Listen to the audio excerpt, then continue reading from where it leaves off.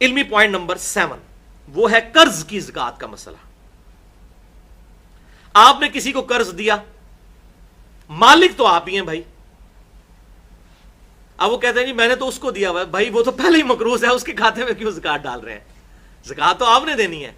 हां, एक तरीके से आप ज़कात से बच सकते हैं कि आप उसको कर्ज माफ कर दें, फिर आपको ज़कात नहीं देनी पड़ेगी, फिर उसको देनी पड़ेगी। तो या तो ये हिम्मत करें।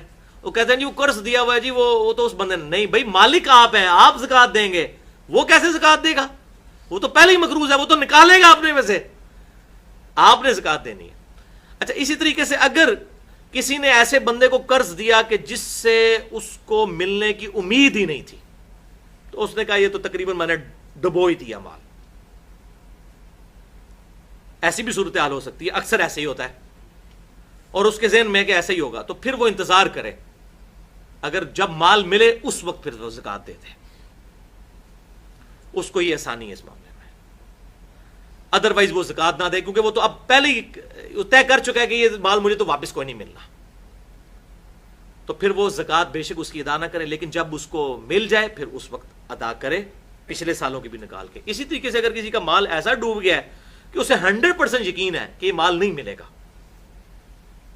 फिर अचानक 4-5 साल के बाद उसको मिल जाता है, तो फिर वो बस उस एक साल की ज़कात निकाल ले, क्योंकि अचानक उसके पास वो माल ऐड हुआ है, तो वो तो डूबा हुआ माल था, बिल्कुल खत्म, वो अपनी तरफ से कर चुका हुआ था।